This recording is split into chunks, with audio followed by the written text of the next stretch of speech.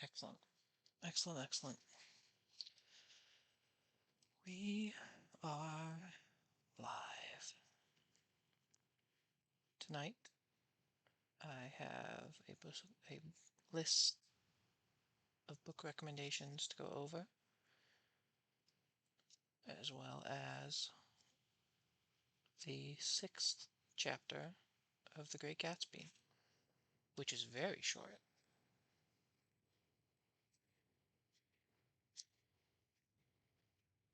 Only 14 pages, this one.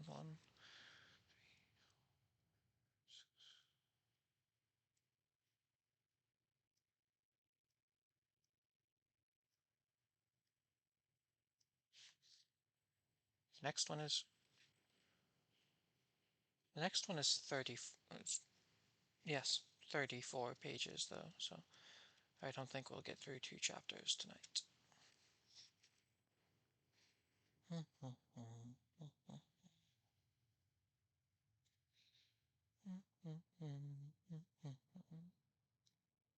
That said, tomorrow night will be a very long chapter. I might start stream earlier to make time for it. 9:10 or so. We shall see. We shall see.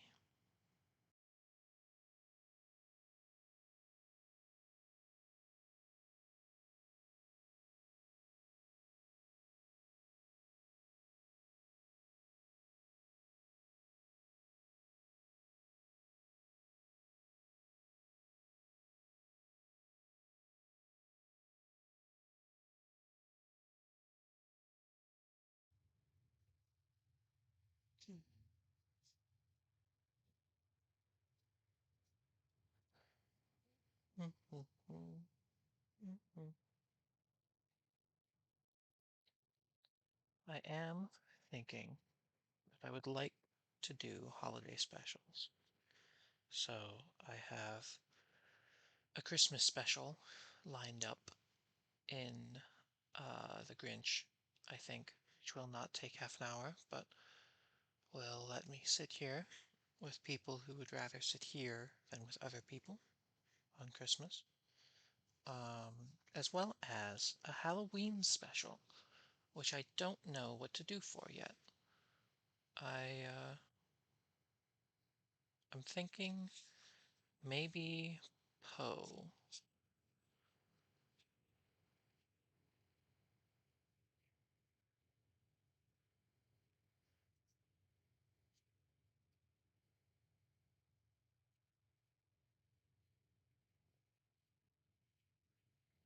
Thinking maybe Poe, but I don't have any ideas about which Poe to do.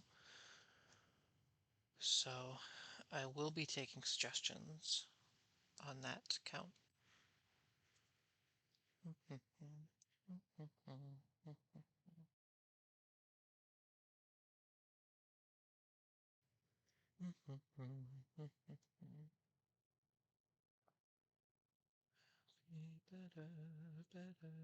better.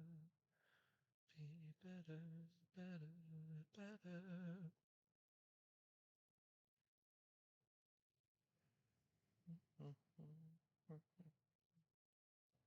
5 minutes in.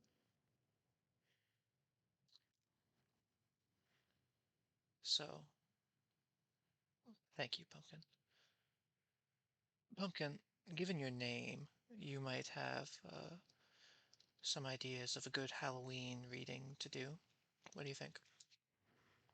I was thinking Poe, maybe, since his short stories will only take one night, but I am open to suggestions.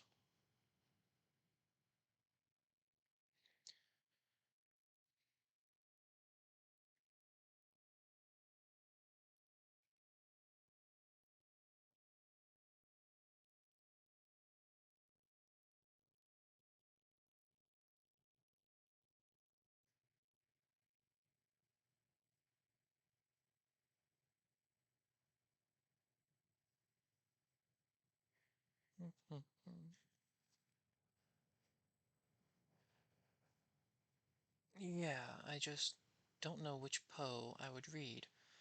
I've read his short story about a black cat, and he was Cask of Amontillado, if I remember correctly. I quite like that one.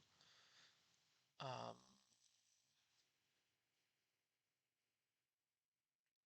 I don't know what else of his I've read. I'm quite sure I've done more than that, but nothing's coming to mind at the moment.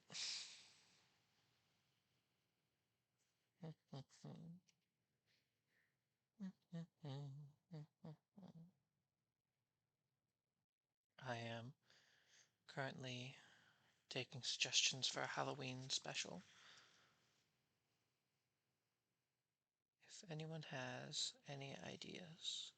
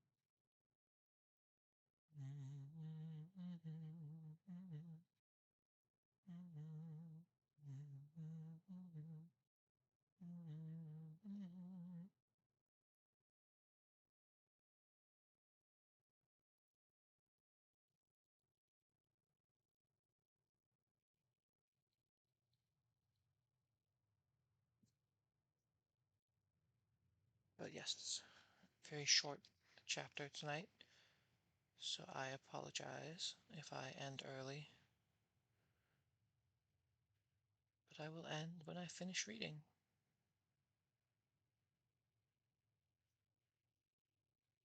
as people should, perhaps. Got another minute until 9:30, at least for me though, so I will not start reading yet. It would be rude to change from the agreed upon time.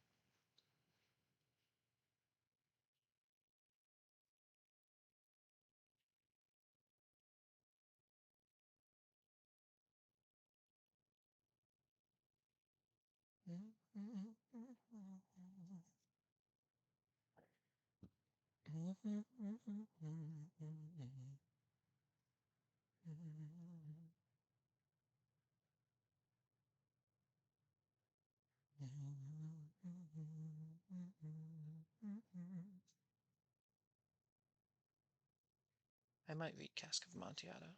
I'd have to check and see how long that is, but I do like that one.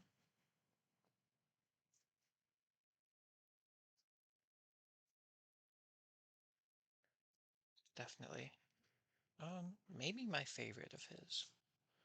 Like, I'm not entirely sure. Like I said, I don't remember reading that much of Poe, but, only what we had to in school. But,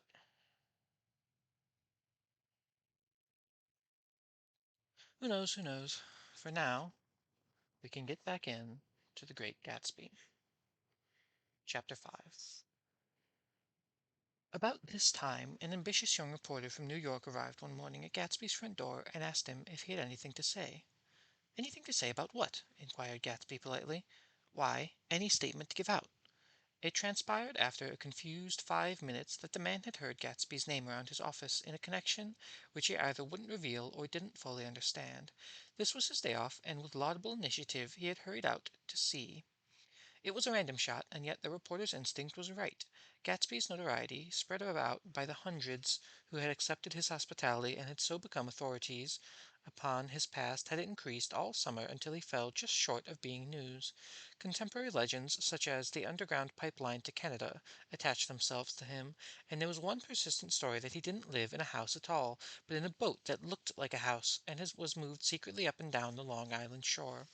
Just why these inventions were a source of satisfaction to James Gatz of North Dakota isn't easy to say. James Gatz, that was really, or at least legally, his name. He had changed it at the age of 17, and at the specific moment had witnessed the beginning of his career, when he saw Dan Cody's yacht drop anchor over the most insidious flat on Lake Superior.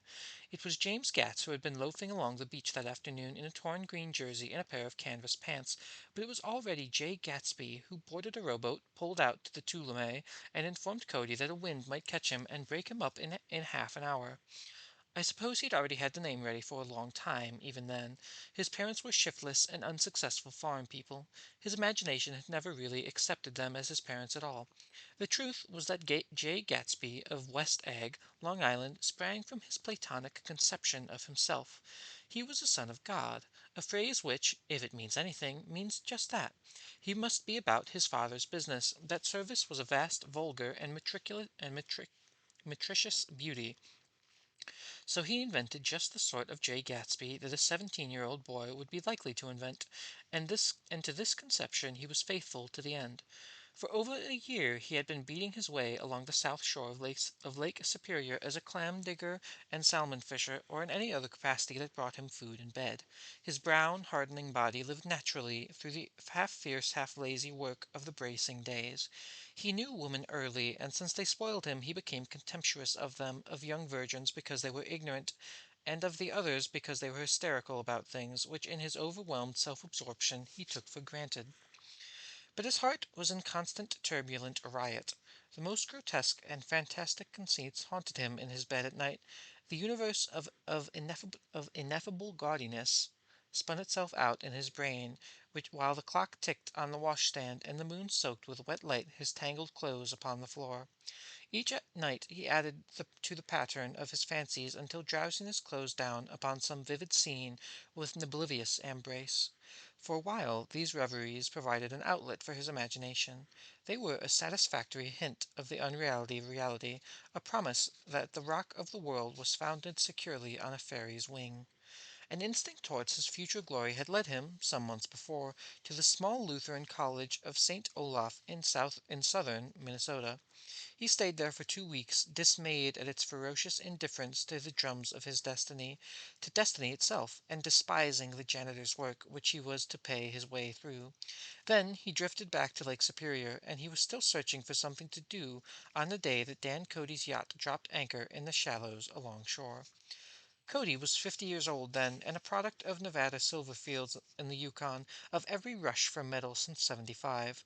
The transactions in Montana copper had made him many, many times a millionaire, found him physically robust but on the verge of soft-mindedness, and, suspecting this, an infinite number of women had tried to separate him from his money. The none too savory ramifications of which Ella Kay, the newspaper woman, played Madame de Maintenon to his weakness and sent him to sea in a yacht, were common knowledge to the turgid sub-journalism of 1902. He had been coasting along all too hospitable shores for 5 years when he turned up as James Gats's destiny in Little Girl Bay. To young Gatz, resting on his oars and looking up at the railed deck, the yacht represented all the beauty and glamour in the world. I suppose he smiled at Cody. He had probably discovered that people liked him when he smiled. At any rate, Cody asked him a few questions, one of them elicited the brand new name, and found that he was quick and extravagantly ambitious. A few days later he took him to Duluth and brought him a blue coat, 6 pairs of white duck trousers, and a yachting cap, and when the Tuolumne left for the West Indies and the Barbary Coast, Gatsby left too. He was employed in a vague personal capacity.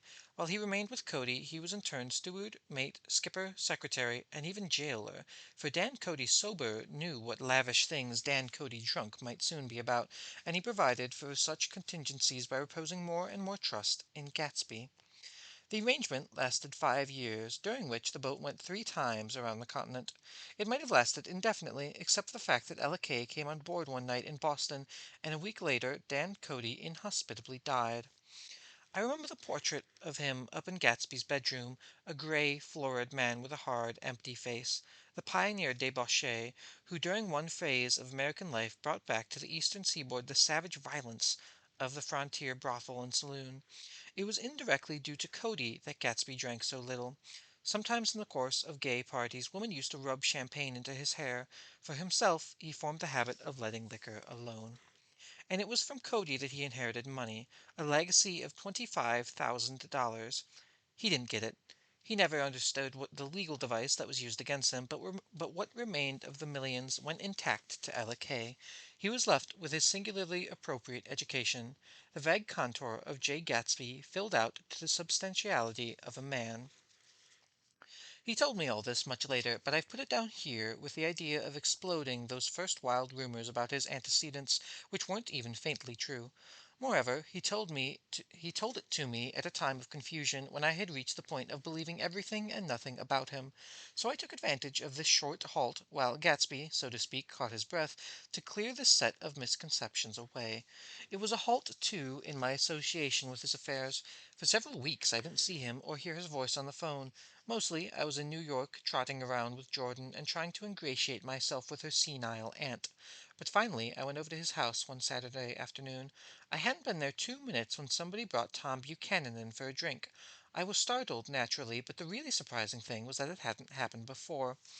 They were a party of 3 on horseback, Tom and a man named Sloane and a pretty woman in brown riding habit who had been there previously. "I'm delighted to see you," said Gatsby, standing on his porch. "I'm delighted that you dropped in." As though they cared.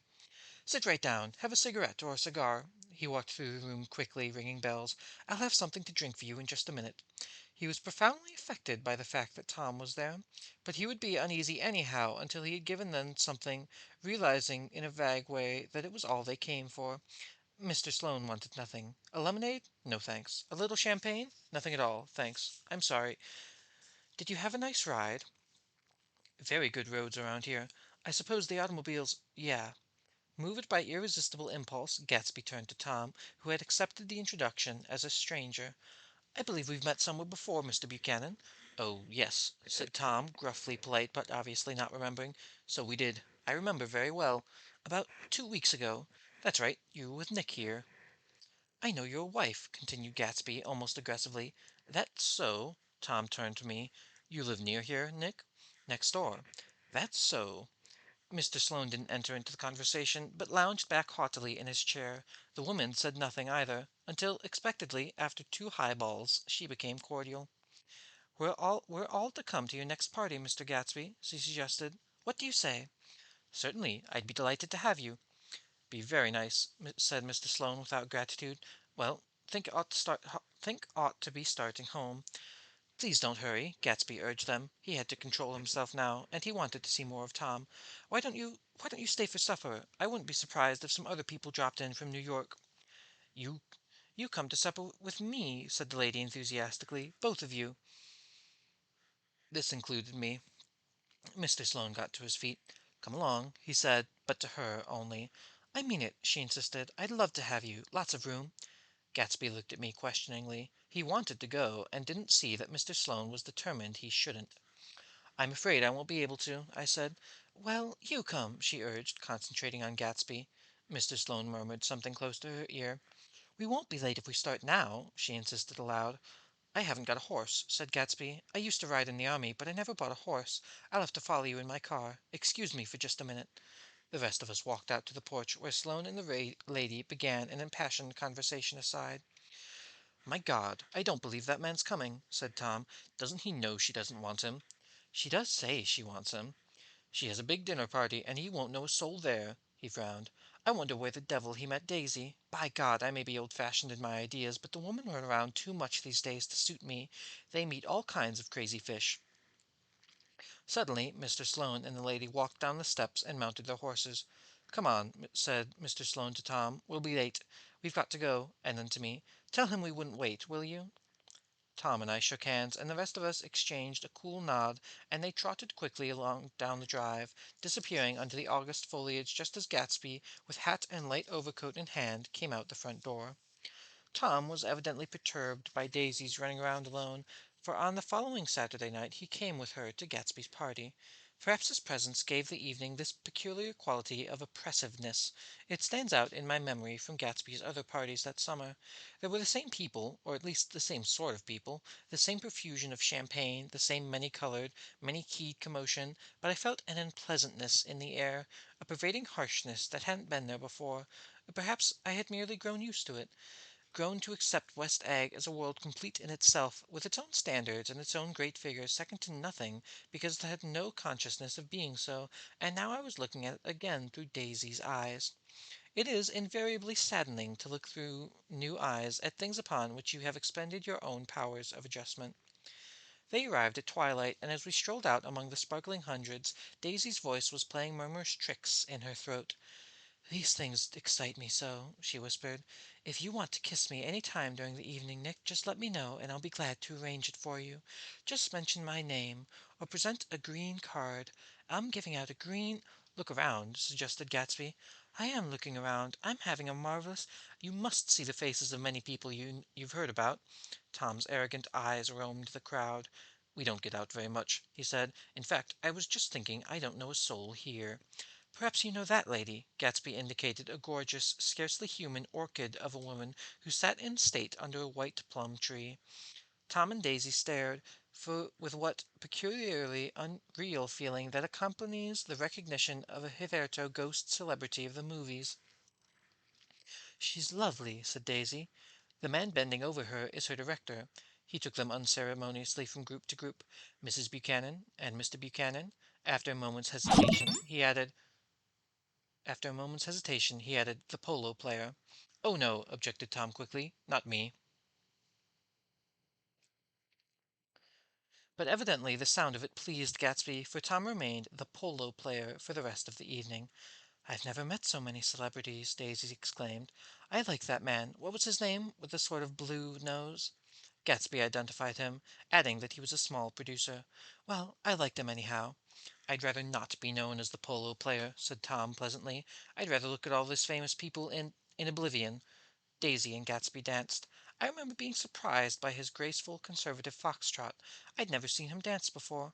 Then they sauntered to my house, and sat on the steps for half an hour, while at her request I remained watchfully in the garden. "In case there's fire or flood," she explained, "or any act of God." Tom appeared from his oblivion as we were sitting down to supper together. "Do you mind if I eat with some people over there?" he said. "A fellow's getting off some funny stuff." "Go ahead," answered Daisy genially, "and if you want to take down any addresses, here's my little gold pencil." She looked around for after a moment and told me the girl was common but pretty, and I knew that except for the half hour she'd been alone with Gatsby she wasn't having a good time. We were at a particularly tipsy table. That was my fault.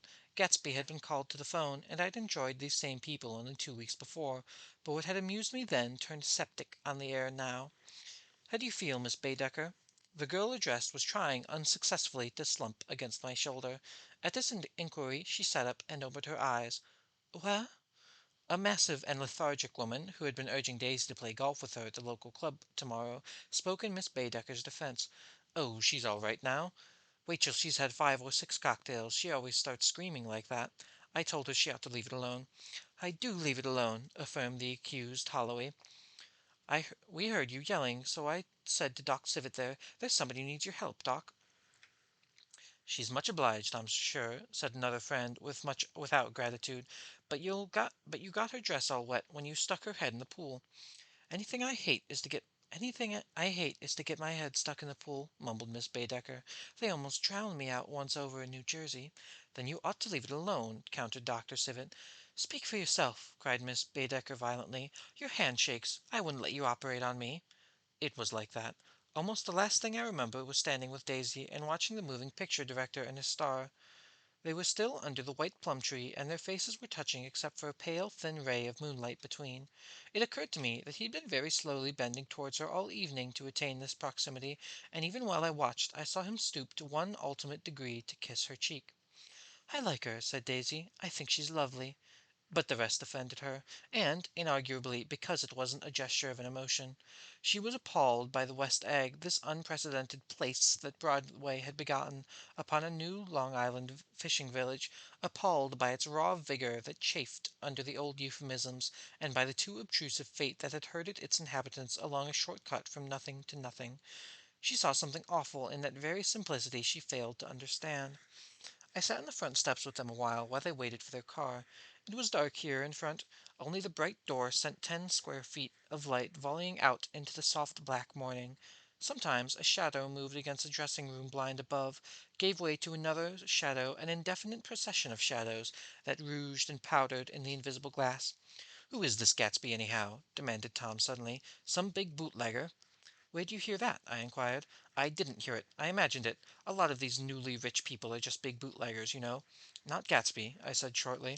He was silent for a moment. The pebbles of the drive crunched under his feet. "Well, he certainly must have strained himself to get this menagerie together." A breeze stirred against the gray haze of Daisy's fur collar. "At least they're more interesting than the people we know," she said with an effort. "You didn't look so interested." "Well, I was." Tom laughed and turned to me. "Did you notice Daisy's face when that girl asked her to put her under a cold shower?" Daisy began to sing the music in a husky, rhythmic whisper, bringing out a new meaning in each word that it had never been before and would never have again. When the melody rose, her voice broke up sweetly, following it, in a way that contralto voices have, and each change tipped out a little of her warm human magic upon the air. "Lots of people who come haven't been invited," she said suddenly. "That girl hadn't been invited. They simply forced their way in, and he's too polite to object." "I'd like to know who he is and what he does," insisted Tom, "and I think I'll make a point of finding out." "I can tell you right now," she answered. "He owns some drug stores, a lot of drug stores. He built them up himself." A dilatory limousine came rolling up the drive. "Good night, Nick," said Daisy. Her glance left me and sought the light at the top of the steps where 3 o'clock in the morning, a neat, sad little waltz of that year, was drifting out the open door. After all, in the very casualness of Gatsby's party, there were romantic possibilities totally absent from her world. What was it up there in the song that seemed to be calling her back inside? What would happen now in the dim, incalculable hours? Perhaps some unbelievable guest would arrive, a person infinitely rare and to be marveled at, some authentically radiant young girl who with one fresh glance at Gatsby, one moment of magical encounter, would blot out those 5 years of unwavering devotion. I stayed late that night. Gatsby asked me to wait until he was free, and I'd lingered in the garden until the inevitable swimming pool party had run up, chilled and exalted, from the black beach, until the lights were extinguished in the guest rooms overhead. When he came down the steps at last, the tanned skin was unusually tight on his face, and his eyes were sad and tired. "She didn't like it," he said immediately. "Of course she did. She didn't like it," he insisted. "She didn't have a good time." He was silent, and I guessed at his unutterable depression. "I feel far away from her," he said. "It's hard to make her understand." "You mean about the dance?" "The dance?" He dismissed all the dances he had given with a snap of his fingers. "Old sport, the dance is unimportant." He wanted nothing less of Daisy than that she should go to Tom and say, "I never loved you." After she had obliterated 4 years with that one sentence, they would decide upon the more practical measures to be taken. One of them was that, after she was free, they would go back to Louisville and be married from her house, just as if it were 5 years ago. "And she doesn't understand," he said. "She used to be able to understand. We'd sit for hours." He broke off and began to walk up and down a desolate path of fruit rinds and discarded favors and crushed flowers. "I wouldn't I wouldn't ask too much of her," I ventured. "You can't repeat the past." "Can't repeat the past?" he cried incredulously. "Why, of course you can!" He looked around him wildly, as if the past were lurking here in the shape of his house, just out of reach of his hand. "I'm going to fix everything just the way it was before," he said, nodding determinedly. "She'll see." He talked a lot about the past, and I gathered that he wanted to recover something, some idea of himself, perhaps, that had gone into loving Daisy. His life had been confused and disordered since then, but if he could once return to a certain starting place and go over it all slowly, he would come out he would find out what that thing was. One autumn night, 5 years before, they had been walking down the street when the leaves were falling, and they came to a place where there were no trees, and the sidewalk was white with moonlight. They stood there and turned towards each other. Now it was a cool night, with that mysterious excitement in which comes at the two changes of the year. The quiet lights in the houses were humming out into the darkness, and there was a stir and bustle among the stars. Out of the corner of his eye, Gatsby saw the blocks of the sidewalks really formed a ladder and mounted to a secret place above the trees. He could climb to it if he climbed alone, and once there he could suck on the pap of life, gulp down the incomparable milk of wonder. His heart beat faster and faster as Daisy's white face came up to his own. He knew that when he kissed this girl, and forever wed his unutterable vision to her perishable breath, his mind would never romp again like the mind of God. So he waited, listening for a moment longer to the tuning fork that had been struck upon a star. Then he kissed her. At his lips' touch she blossomed for him like a flower, and the incarnation was complete. Though all he said, even his appalling sentimentality, I was reminded of something, an elusive rhythm, a fragment of lost words that I had heard somewhere a long time ago. For a moment a phrase tried to take shape in my mouth, and my lips parted like a dumb man's, as though there was more struggling upon them than a wisp of startled air. But they made no sound, and I have never remembered what was and I have almost remembered what was uncommunicable forever. And that is the end of chapter 6. So I'm going to mute and take a drink of water for a second.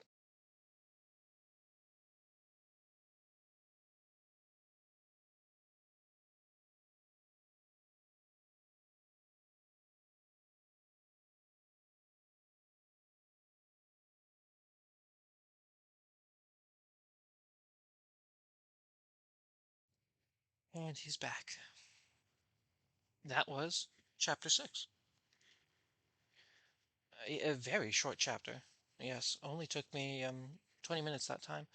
But this is good. This is okay. Because that means I have some extra time to talk.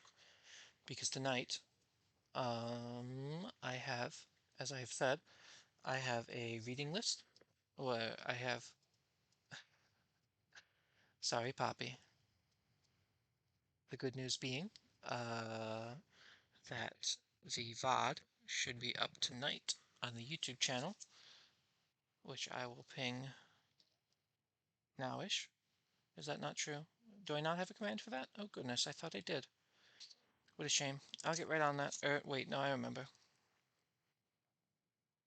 Oops. Let's try typing. There it is. There it is. Yes. The VOD will be up on the YouTube channel tonight. Probably, as long as all my uploads go to okay. And you can get caught up. I also got a new follower while I was streaming, Vampire Teddy 69. Thank you. You might be excited because I am at some point planning to read Dracula, though I do not know when. I think I think that next I'm going to read what's it? I think next I'm going to read Frankenstein, and that will be the next book that I do. Um, I quite like the book, and Snuggle suggested it. So, I think I will get into that in another 3 days, probably, given that there are only 3 chapters left of this book. I'll have to get a copy real quick. I had not thought that far ahead, I suppose. Um, but yes, I have, um, as I said at the beginning of stream, I am also looking for suggestions in terms of a Halloween special, as I do not know. I'd like to do a Halloween special, a spooky book, um, but I do not know what I should read. It was suggested that I could perhaps read one of the excuse me, Poe short stories, since those are, one night things.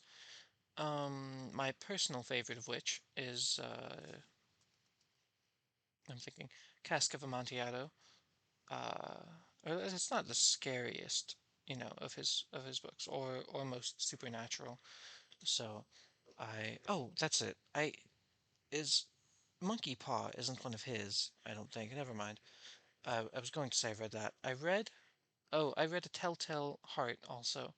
I remember reading that. But I am taking suggestions. So if people have suggestions, they can tell me. Do I have a Discord? I do have a Discord command. Excellent. They can tell me in the Discord if they would like to join. I have a channel set up for book recommendations. But by next week, I should be getting into Frankenstein. We will probably finish up Gatsby this week, because, as I said, there's only 3 more chapters left.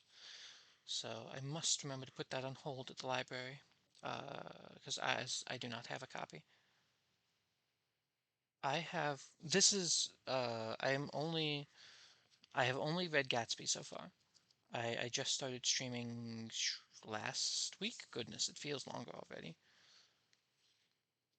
But I will continue to read as long as I have books, as long as people suggest books, as long as people would like to keep coming. Other suggestions, I have a sticky note here. I have Around the World in 80 Days, The Lost World, and Little Woman are all suggestions that I can legally read on stream. Technically, I can get DMCA'd for reading books that are still under copyright, but Twitch probably doesn't. Twitch can't automatically detect that like they can music, of course, so they'd have to put a little more work into it, but I'd rather not take that risk. So, for now, I am sticking with, normal reading, allowed reading. However, if I really wanted to, I could host a smaller one. Do it, do it not on Twitch. Well, yeah, mm, probably. Yeah, I could just, say, all right, everyone, hop in the Discord. I'll be reading tonight. But, for now, given that the Discord currently has a grand total of 5 members, one of whom being myself, for now, I'll stick to Twitch. But I am perfectly happy to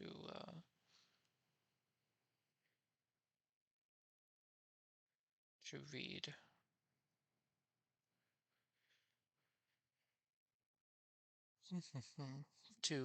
Yeah, read illegal books. I was quite disappointed actually. I looked up Fahrenheit 451. I looked up Fahrenheit 451, and that's not allowed yet. That won't be out for a while.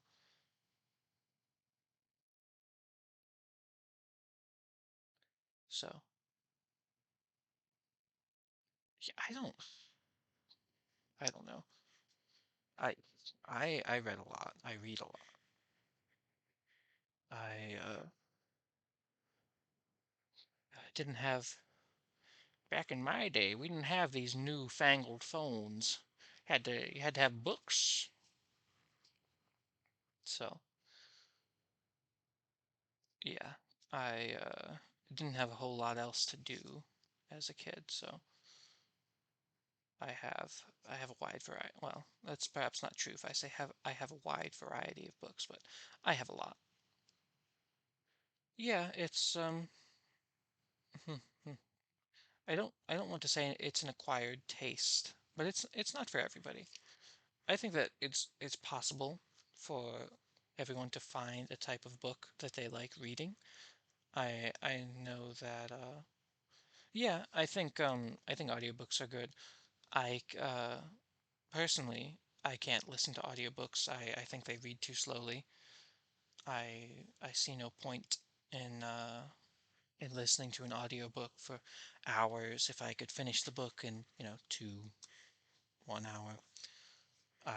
I'm sure that if I wasn't doing, half a chapter a night, half an hour of reading or so, I could finish Gatsby. I have read all of Gatsby in like a day. Uh, though I'm sure that would absolutely destroy my voice if I was reading it out loud. But yeah, it's audiobooks are good. Not personally for me, and I think you really do have to have a good voice actor for your audiobook. If it's and I think it can be difficult in that an audiobook is halfway to like a TV show. It's an adaptation. So if the reader, if the voice actor for the audiobook gives different voices than you had pictured, or different accents even, than you pictured to the characters that you did read the original book, then you can't listen to it. It sounds weird and bad. Um, but yeah, I personally don't listen to a lot of audiobooks, but evidently some of you do. Well, not a lot, but evidently enough of you feel like coming in and tuning into me, so that counts as an audiobook at the moment.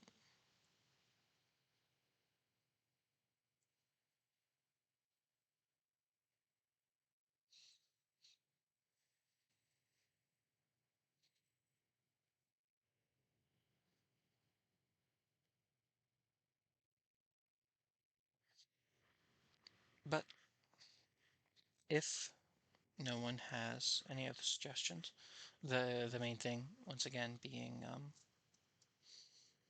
what's it? Yes, in this particular case, a Halloween book suggestion. Um, then I will end for the night and can you'll think of one. Yes, yes. Feel free to save it for tomorrow or next stream, whenever. Or alternatively, feel free to join the Discord and just throw it in the book recommendations channel whenever you get the chance.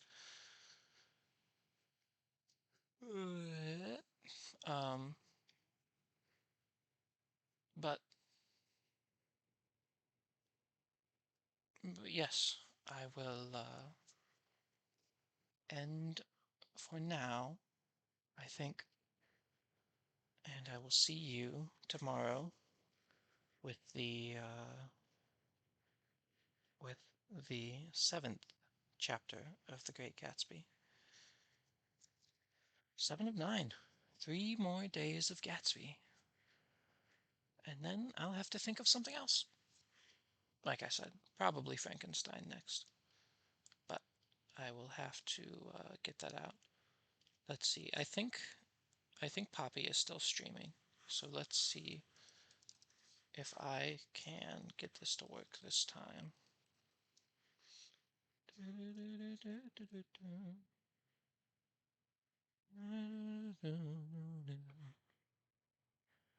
Pumpkin, you may very well already be there, but I'd like to do it anyway.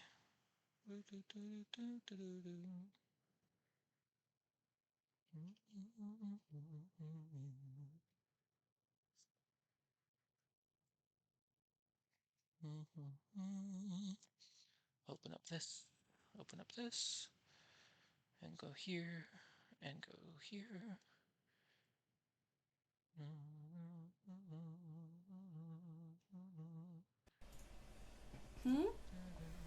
Pre-game lobbies, all sorts of fucked up. What do you mean? Everybody's in the wrong spot. Come on, hit that button. Hell yeah. Wrong spot, gang. Get that going. Should I take my E first? I took my E first. I don't know if I should have done Wrong spot, gang.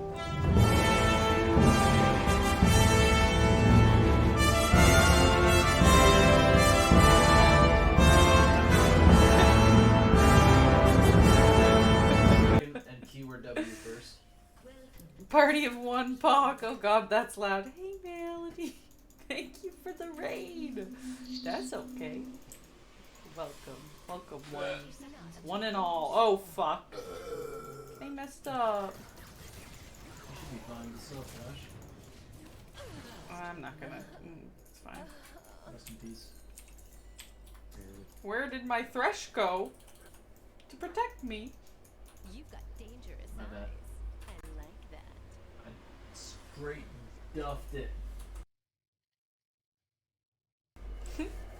I'm glad it was loud. That was the best.